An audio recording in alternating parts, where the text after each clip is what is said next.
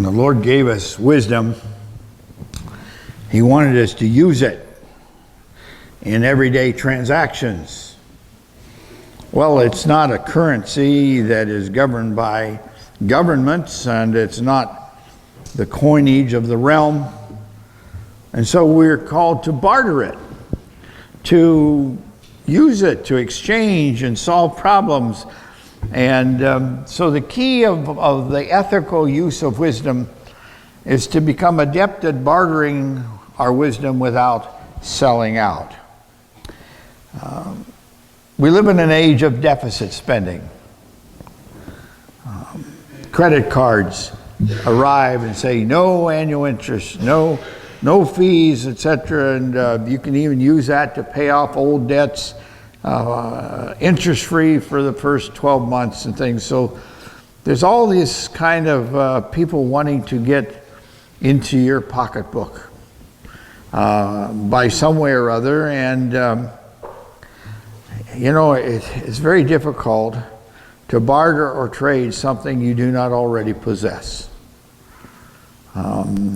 So when you can't deficit spend wisdom, you can't deficit spend virtue, you can't deficit spend faith, you have to have some things in possession in order to make any use of them. And, when we barter, usually we trade what we have for something what we don't have and hope to gain an advantage in some way. So we don't want to take and make a big mistake and overvalue something we think would enrich our life and sell out of wisdom on what we might call a fool's bargain. We want to, and of course everybody has made that kind of mistake where we thought a car was reliable and it wasn't. We thought a house had a clear title and it didn't. And different things like this, that we realize that we're oftentimes confronted with our limited wisdom to make an over our heads decision. Well, on track of wisdom puts us in this dilemma that we want to listen to Solomon. He has more to say about wisdom, and so we want to understand that the nuances of a decision making is to sometimes see what's just around the bend, just what happens next. And once again, we're using the green slides for the main points, the key turning points of the talk. And one of the first statements that Solomon makes into his son, is trying to teach him about wisdom, is that wisdom empowers creativity. To get where you want to go when you don't have what you think you need, you have to have some creative packaging of your assets. And this undergirds all of life, that we need to have creativity. Now, Proverbs says it this way: by wisdom the Lord founded the earth. By understanding He created the heavens. And so we have a linkage of wisdom and the ability to create. We're going to talk about creativity today. Creativity is a virtue. So long as it's sanctified and set within the boundaries of ethical use of our ability. Creating the heavens, by the knowledge the deep fountains of the earth burst forth, the dew settles beneath the night sky. And so we see that God is in control of deep fountains of the sea, and springs in the earth, and also God also knows how to scatter that in little beads of dew that do not tear up the roots or the leaves off of infant plants that we are growing for food, that He knows how to water those little plants very gently. And we think of the dew settling on our gardens and feeding them without doing any damage. And so God is a God of great wisdom. He was not in charge of creating anything ugly, dysfunctional, monstrous. There are those kind of things that are showing up from time to time, but God is not the creator of those. So Proverbs 8 develops a little further. Remember, we read today in Proverbs 3, so I'm going to jump outside of that text But still talking about this interrelationship between wisdom and creativity. And here we have Solomon personifying wisdom as a person. And that too takes a little creativity to say what this can do for you. The Lord formed me, says wisdom, from the beginning, before he created anything else. I was appointed in ages past, at the very first, before the earth began. And you can almost, if you're there, you can hear this father maybe changing the inflection of his voice to try to mimic wisdom and honor the reality of wisdom by giving a voice. Remember earlier, he said that wisdom is a woman crying in the street. So here, instead of using his most authoritarian masculine voice, he probably is switching and trying to, not to belittle, but to make the sweet intuitions of a mother or something of this nature to get his son to listen to the voice of wisdom, telling how long she's been around from the beginning. Continuing on, I was born before the oceans were created, before the springs bubbled forth their waters. I was there when he established the heavens, when he drew the horizon on the oceans. And so we're looking at this that would be braggadocio, but it's not bragging if it's true, and it's the necessity. God had to be omniscient, otherwise things would have come out all wrong. Now, we have, what should we call it? We have finite wisdom, and sometimes we build trusses that are supposed to take the load of snow on the roof, and occasionally, due to the constraint of the lumber we have, the money we have, we underspec that, and the barn or whatever goes up, and for 2 or 3 years it works till a big blow or a big snow comes and crash. We realize that we underbuilt, under-engineered. God did not engineer anything. He put the correct amount of engineering into every one of his creations. Let's start with one of the small miracles, and yet it's huge in its impact on life. We look at water, and it's a startlingly simple miracle. Just 3 atoms. 2 of them are hydrogen, 1 of them oxygen. Both of them are gases at the temperature of life. But somehow they're stuck together by this mysterious force of quantum physics, that God engineered these little tiny atoms to be able to interrelate and hold themselves together into a relationship, and they become a moist gas called steam at a certain temperature. At normal temperatures, that steam becomes a liquid element of nature that enables life on earth as we know it. We would not be able to have life without water. That's why the Bible talks about the water of life, and the water of life comes from the throne of God. It's not a mere metaphor, it's an actual feature of the holy city, is that God's love creates water for life's needs. Simple little miracle, but amazing. Then we take the chill of altitude or of seasonal change, and this water changes over to solid as ice and as snow. And think about that wisdom, and as water freezes, another element turns out that it expands rather than contracts. Normally as a gas form, as gas cools, it contracts. As gas heats up, it expands. But now we take that down through the function of liquid, and we keep chilling it down, and instead of contracting more, it actually takes more space. Have you ever frozen water inadvertently in a freezer in a glass bottle? You sometimes shatter the bottle. And as it expands, it gets lighter, and it rides on the surface of water, and it serves as an insulator, make it more difficult for the thickening of ice to freeze all the way to the bottom of a river or lake. And all this is God is preserving life. But the physics involved, those are miracle after miracle after miracle, little everyday miracles which we kind of pass by, and yet we believe that God in his wisdom engineered this to be so. I was there, says wisdom, when he set the limits of the seas so they would not spread beyond their boundaries. When he marked off the earth's foundations, I was the architect at his side. I was his constant delight, rejoicing always in his presence. I know that we now have this great concern over global warming and climate change as though God is not control. And indeed, our earth is a living organism and it's sick. It's sick, but even in this, there are limits to the seas and God is in charge of that. But here's the point. Where we might panic over all this, wisdom is a close friend of God.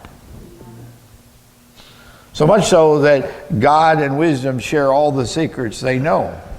And wisdom is at once creative and also an accomplished architect of life.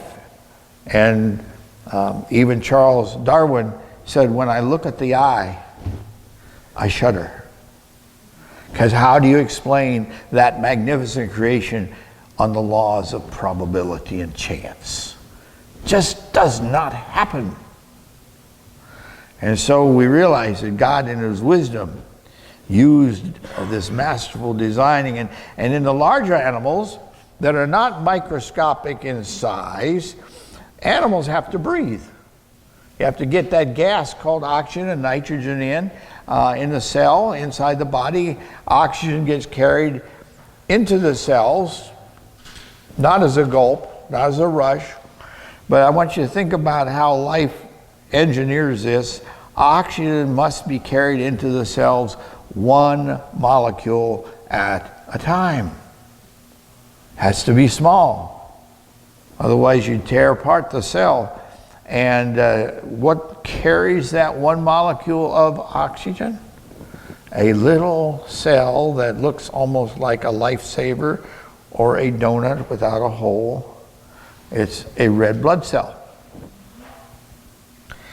And most animals have blood cells that look very much like this picture. They carry oxygen to all the cells of the body. Red cells contain something called hemoglobin. If your hemoglobin count is low, you're not going to get enough oxygen. You're going to feel oxygen starved. And you need your hemoglobin count to come up to transport both oxygen in and carbon dioxide out. And it's a transport molecule. It's designed to move this little bit of gas from one place to another. It's also a pigment. It gives the cells their red color. And so red is the color of all humans. All the races have red blood. Now we have this little creature called the blue-ringed octopus. And instead of hemoglobin, the blue-ringed octopus has blood that's colored by hemocyanin. And the main component of this blood that gives it this color instead of being iron is copper. And because it has copper in its blood, it has blue blood. Blue blood. And now, the octopus is not the only blue blood animal. Lobsters have blue blood. Horseshoe crabs have blue blood because they all have hemocyanin. And if you happen to rupture and damage their life, they will bleed blue. Well, God isn't done using this blood utilization for transport of oxygen. We have red blood for most animals. We have blue blood for a few animals. But red blood cells only live for about 4 months or so. They die. When they die, our body has to recycle the iron that's in them. And in this process, it creates a green pigment called biliverdin. Biliverdin is green. You ever see somebody have a bruise? You look around that bruise, you'll see sort of a greenish color. That's biliverdin. And if it looks yellow, that's bilirubin. And both of these are toxic to humans. So your liver has to filter that blood and remove that so that you only have that pure red blood going through your system. Otherwise, if you have this buildup of the yellow in the blood, that's toxic. And infants, sometimes they turn very yellow and jaundiced because their liver hasn't kicked in and they haven't, it's not taking care of them quick enough, and they would get very jaundiced. But when we get these bruises, we have these dying blood cells, and God is taking care of this. Now, on the island of New Guinea, there are lizards. There's one, I have a picture here. He looks green enough from the outside. That's not the surprising thing. If you happen to damage his skin and he leaks some of the juices of his body out, the blood, he'll bleed green. I know that some people call chlorophyll the green blood of plants, but this is an animal that has that biliverdin. It's a green blood, and it completely overshadows the hemoglobin. They should be dead. It's a delicate balance. The Creator pushed life to the limits because it's a toxic mix, and yet these lizards scamper around and they seemingly are in good health. Now, they haven't figured out the how, but scientists have sort of understood the why. Because in this climate where they live, the toxicity of their blood is an advantage to them because it programs them that they mimic an animal that already has malaria. And something about that toxic blood doesn't kill them, but it makes them resistant to some of the other dangers in their environment that helps keep them alive. And so it's an amazing and wise architect that he can make blood in any color necessary to keep you alive. And I want you to think about that creative God, and he wanted to have us appreciate heavenly realities. And we're quarantined to planet Earth, and yet he wanted us, when we come to worship him, to have heavenly thoughts. And the imagery in our minds are to reflect the realities of heaven. And so God gave to Moses a vision of various symbolic and real copies of heavenly things to center our worship in the tabernacle, the wilderness. And here's an interesting insight as we think about God preparing us to worship him. See, he tells Moses, I've called by name Bezalel, the son of Uri, the son of Hur, of the tribe of Judah, and I have filled him with the Spirit of God. I filled him with the wisdom of God, in wisdom, in understanding, in knowledge, and in all manner of workmanship, to design artistic works, to work in gold and silver and bronze, and cutting jewels for setting and carving wood, and to work in all manner of workmanship. In other words, with just a limited idea of what should happen, he can bring it to reality. Bring it to reality.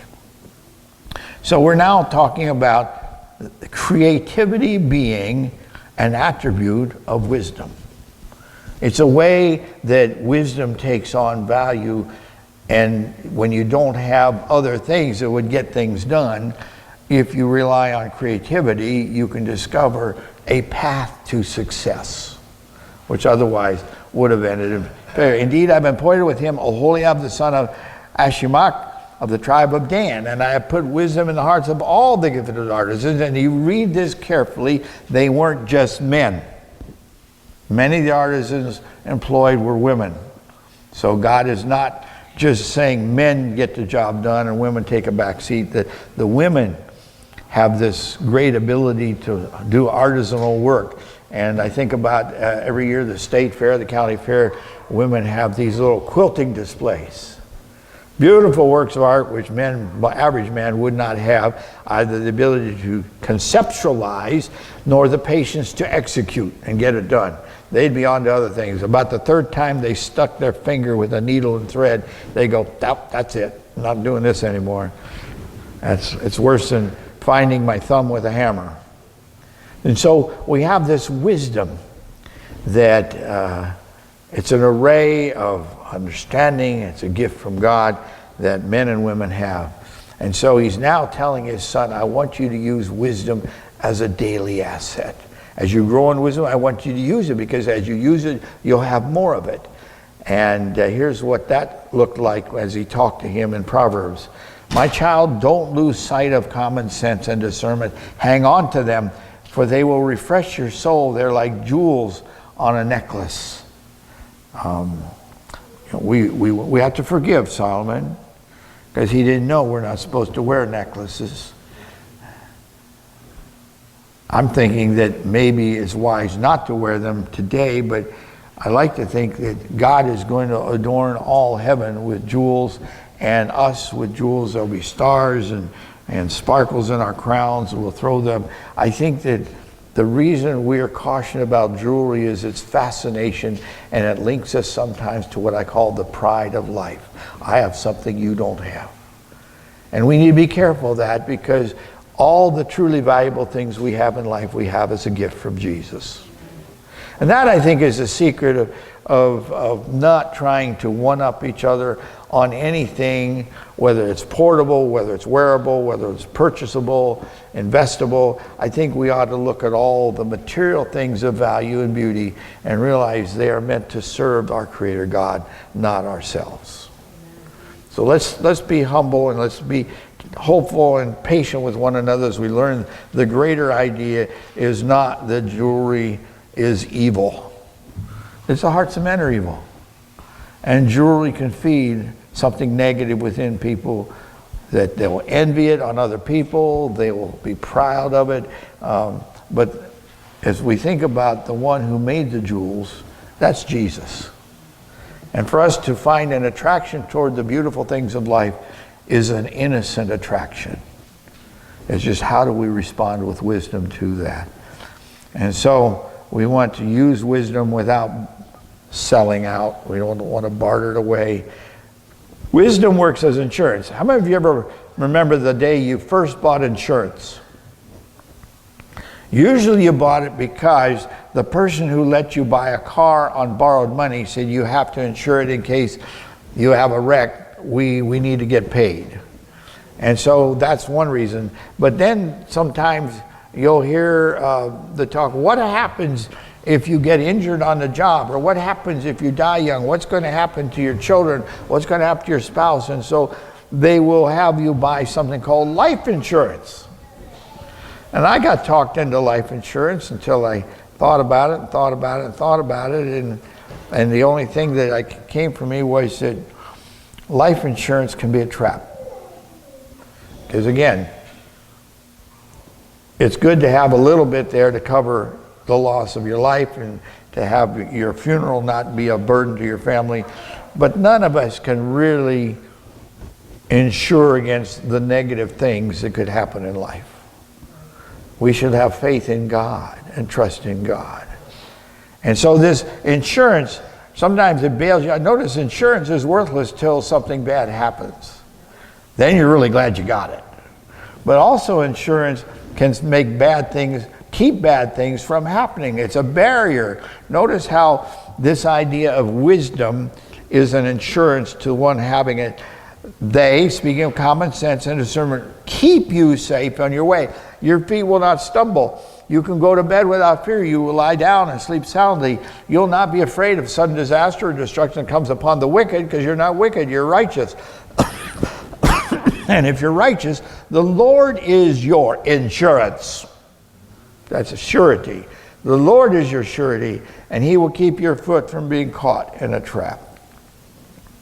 We get down here that wisdom is something that is not selfish. It leads you to want to share.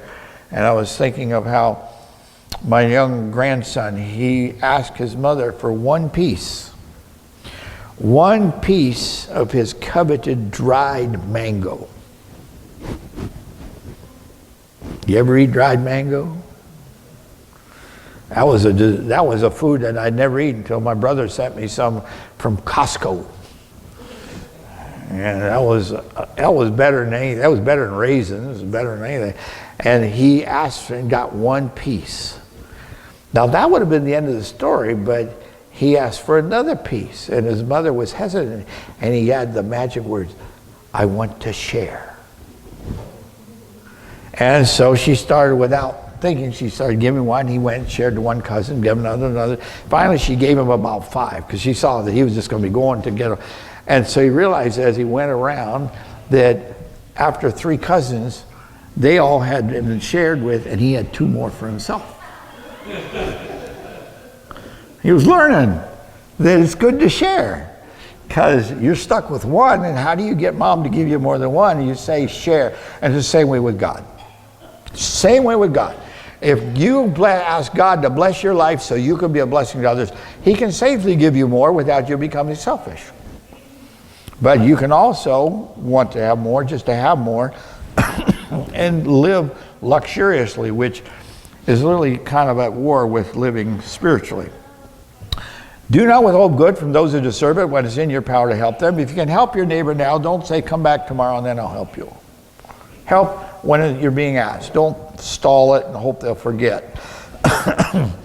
Wisdom inhibits. These are the ways we can barter wisdom to inhibit problem behaviors. When we have wisdom, there are things that socially we just don't do. And they get us into trouble. Notice how people who live in proximity, if they lack wisdom and they don't barter wisdom, they end up getting into trouble by using what I call unprofitable strategies at conflict resolution. And it becomes relationship poison. And Dr. Willard Harley is a Christian marriage counselor. He talks about the 4 poisons that lead marriages to divorce. They may start out each other making each other happy, taking care of each other's needs, but if one partner makes selfish demands on the other, or they both do that, or if one partner responds with disrespectful judgments, you're your dad all over. Maybe he is, but it's still a disrespectful judgment. The way it's said, it's meant to say, the chip doesn't fall far from the old block, and that block was rotten and you're rotten too. So it's a disrespectful judgment. Angry outbursts. And then just basic dishonesty. These are things that tear apart relationships of trust. And don't have to build on this very much more. But notice how Proverbs talks about this coexisting peaceably. Don't plot harm against your neighbor. Don't try to get advantage at your neighbor's expense, for those who live nearby trust you. They expect that you'll be neighborly. Don't pick a fight without reason when no one has done you harm. And so we have these proverbs that come down to us, maybe extra biblical, but similar to this. Let sleeping dogs lie. Don't poke a sleeping dog. Don't stir a hornet's nest. Never kill a mockingbird. And here's one that I like from Teddy Roosevelt. The most important single ingredient in the formula of success is the knack of getting along with people. Boy, you can recognize someone who has that knack and someone who doesn't. You don't have to be a savant to figure out. Some people are good at getting along and other people are abrasive and tough to get along with. And so the single most important ingredient to success is that knack of getting along with people. Don't envy violent people or copy their ways. It looks like they're using that violence to get an edge in life, but no, it's the opposite is true. Don't copy them. Instead, pity them. Better yet, pray for them. Pray that you do not be tempted, because it's wisdom that identifies you as a friend of God. And you are learning the power of building a relationship with God without those poisonous kinds of emotions and actions that disrupt your connection with God. Such wicked people are detestable to the Lord. But today, the Lord offers his friendship to the godly. That's my promise to you. You can be God's friend today. The Lord curses the house of wicked, but he blesses the home of the upright. Can you say, the Lord has blessed my house? You know the Lord has blessed your house. And this is our final slide, because in the judgment, we all want to be a friend of God. Everything else is insignificant. If in the judgment, God says, I want that one with me forever. They're my friend. I acknowledge them. Jesus said, whoever confesses me before men, I'll confess before my Father. I want to be one of those that Jesus says, that's my friend. The best way to prepare for that moment of the judgment, which will determine ultimately your eternal destination, is to daily barter wisdom without selling out. Just remember this. Use the tools that wisdom gives you to separate us from the worst of fools. Wisdom is acquired through continual focused attention. This is a review from one of the earlier lessons while in life school. Remember what Jesus said about using this focused attention? He said, watch and pray. That's our focused attention toward wisdom and the relationship with God. To watch and pray. The Holy Spirit is our divine teacher. And Solomon asked his son, a little bit different, but similar, watch and pray. Listen, pay close attention to my words. Cherish wisdom, command, and daily live by them. Take what I've told you and never forget it. And let's remember, as we think about failures to barter successfully, Adam and Eve both failed their test of bartering wisdom. They sold out. They trusted the devil instead of their creator. And wisdom is God's plan to give us the tools at the moment of temptation, not only to say the right thing, but how to say the right thing. It is written, and the devil has to flee. You don't take him on your terms. I'm going to give the power of the wisdom that wrote the Bible. And I don't know the end from the beginning, but it says, you're a bad thing, so depart. Flee, go. The question, will we trust God's plan of education and wisdom?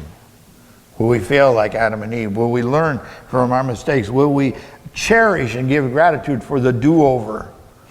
And will we learn to barter wisdom without selling out? Well, I think that's the very least a friend of God would become accountable to do, don't you?